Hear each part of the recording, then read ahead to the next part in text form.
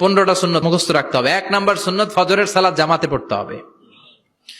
2 নামাজ মুনাফিকদের কাছে সবচেয়ে কঠিন, একটা হচ্ছে ফজরের নামাজ আর একটা এশার নামাজ। 2 নাম্বার সুন্নাহ হচ্ছে আসওয়াক, মেসওয়াক করা। মাতফারাতুন লিল ফাম মারদাতুন লিররাব, মেসওয়াক করলে দাঁত পরিষ্কার থাকে, আল্লাহ খুশি হয়ে যায়। বিশ্বনবী বলেছেন যদি আমার উম্মতের জন্য কষ্ট না হতো প্রত্যেক নামাজের আগে মেসওয়াক করা আমি ফরজ করে দিতাম। মেসওয়াক ছিল বিশ্বনবীর জীবনের শেষ আমল।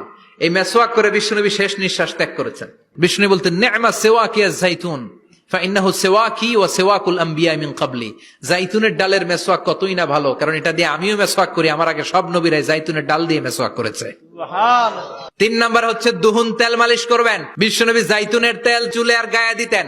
বিশ্বনবী বলতেন ওয়াদাহিনু ফাইন্না ফিত তাদহিনি বারাকাত, তেল খাও, তেল দাও, তেল মালিশ করো, তেলের ভেতরে আল্লাহ বরকত ঢুকাইয়া দিছে। 4 নম্বরে আত্তিব, জুমার দিনে সুগন্ধি লাগিয়ে যাওয়া সুন্নাত। বিশ্বনবী বলতেন এই দুনিয়ার 3টা জিনিস আমার কাছে সবচাইতে প্রিয়, হুব্বিবা ইলাইয়া মিন দুনিয়াকুম সালাস। 1 হচ্ছে আন-নিসা, নারীদেরকে আমি পছন্দ করি। 2 হচ্ছে আত্তিব, সুগন্ধি লাগাতে আমি পছন্দ করি। বিশ্বনবীরে কেউ সুগন্ধি হাদিয়া দিছে, বিশ্বনবী নেয় নাই, এরকম কোন ঘটনা ঘটে নাই। আল্লাহু আকবার। আবার বিশ্বনবী বলতেন আরবাউন মিন সুনানিল মুরসালিন, 4টা সুন্নাত সব নবীদের সুন্নাত। 1 নম্বরে আল হায়া মানে লজ্জা। আরেক বর্ণনা এসেছে আল খিতান মানে সুন্নাতে খাতনা, এটা সব নবীদের ছিল। আর সেওয়াক, সব নবীরা মেসওয়াক করেছেন। আত্তিব, সব নবীরা আতর লাগিয়েছেন। আর নিকাহ, সব নবীরা বিয়েও করেছেন। চিল্লায় পড়েন আল্লাহু আকবার। আল লিবাস আহসানা সিয়াব, সুন্দর জামা পরা, নট নেসেসারি যে নতুন জামা হতে হবে। পুরাতন জামাও ধুয়ে আয়রন করে পরলে একটা সৌন্দর্য আছে না নাই? ইন্নাল্লাহা জামিল ওয়া ইউহিব্বুল জামাল, আল্লাহ নিজে সুন্দর, সৌন্দর্যকে আল্লাহ পছন্দ করেন। এরপরে ইকসারুস সালাহ আলান নবী, বিশ্বনবীর উপর বেশি বেশি দুরূদ পড়া। বিশ্বনবী বলতেন জুমার দিন শ্রেষ্ঠ দিন, এই দিন আমার উপর বেশি বেশি দুরূদ পড়ো। ফাইন্না সালাতাকুম মা'রুদাতুন আলাইয়া, কেননা তোমরা যে আমার উপর দুরূদ পড়ো, আমি মরে যাওয়ার পরে এই দুরূদগুলো কে পাঠিয়েছে তার নাম, তার বাবার নাম সহ ফেরেশতারা আমার কবরে দিয়ে আসে। সুবহানাল্লাহ। সাহাবারা বললেন ইয়া রাসূলুল্লাহ কাইফা সালাতুনা মা'রুদাতুন আলাইক, আপনি মরে যাওয়ার পরে আমাদের দুরূদ কেমন করে আপনি দেখবেন? ওয়াকাদ আরিমতা, আপনি তো পচে গলে মাটির সাথে মিশে যাবেন। বিশ্বনবী বলেন ইন্নাল্লাহা হাররামা আলাল আরদি আন তাকুলা আজসাদাল আম্বিয়া, নবীদের লাশকে খেয়ে ফেলা, নবীদের লাশকে পচিয়ে ফেলা জমিনের সব মাটির জন্য আল্লাহ হারাম করে দিয়েছেন।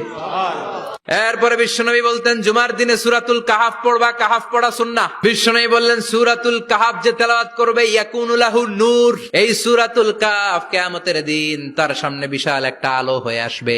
এই আলো দিয়ে পুলসিরাত পার হয়ে ওই বান্দা জান্নাতের ভেতরে ঢুকে যাবে। আবার বিশ্বনবী বলেন যারা সূরাতুল কাহাফের প্রথম 10 আয়াত তেলাওয়াত করবে জুমার দিন, শেষের 10 আয়াত যারা জুমার দিন তেলাওয়াত করবে, দাজ্জালের ফিতনা থেকে তাদেরকে মুক্ত রাখবে কে? এরপর আত-তাবকির ইলাল মসজিদ, মসজিদে আগে আগে যাওয়া সুন্নত। আগে যিনি যাবে উনি কি পাবে? তারপরে গরু, তারপরে বকরি, তারপরে মুরগি, মুরগির পরে ডিম না আন্ডা? আন্ডা। আল মাশিউ আলাল ইকদাম, বিশ্বনবী বললেন হেঁটে হেঁটে জুমার নামাজে যাওয়া সুন্নাহ। প্রতি কদমে কদমে আমলনামায় সওয়াব দিয়ে দিবে কে? এরপরে বিশ্বনবী বললেন আদামু তাখাত্তি রিকাবান নাস, মানুষের ঘাড় ডিঙ্গিয়ে সামনে না যাওয়া সুন্নাহ। অনেকে জুমার দিন আসে সবার শেষে বসতে চায় সামনে, এরকম ডাকাইত আছে না নাই? বিশ্বনবী জুমার খুতবা দিচ্ছেন, হঠাৎ এক সাহাবী সব সাহাবীর ঘাড় ডিঙ্গিয়ে ডিঙ্গিয়ে সামনে আসতেছে বুলেটের মতো। বিশ্বনবী বললেন থামো, এজেলেস বসো মিয়া, ফাকাদ আযাইতা ওয়া আনাইতা, আসছো দেরি করে আবার মুসল্লিদেরকে কষ্ট দিচ্ছ। যেখানে জায়গায় পাবেন ওইখানে বসবেন, মানুষের ঘাট ডিঙ্গিয়ে সামনের কাতারে যাওয়া এটা ঠিক না। এরপরে বিশ্বনবী বললেন দুখুলুল মসজিদে রাকাতাইন, জুমার নামাজের দিন মসজিদে ঢোকার পরে 2 রাকাত পড়া সুন্নত। কয় রাকাত? 2 রাকাত। এরপরে বিশ্বনবী বললেন ইনসাত, চুপ থেকে খুতবা শুনবা। তাহলে জুমার নামাজে কথা বলা যাবে না, কেউ কথা বললে চুপ করো, এই কথাটাও বলতে বিশ্বনবী নিষেধ করেছেন। চিল্লায় বলেন ঠিক কিনা? এরপরে মজার একটা কথা বিশ্বনবী বলেছেন জুমার নামাজ পড়তে যে যদি কারো ঘুম আসে জায়গা চেঞ্জ করে বসো। পুরো মসজিদের ডানে বায়ে রহমতে ঠাসা, খালি ঘুম আর ঘুম, আছে না নাই?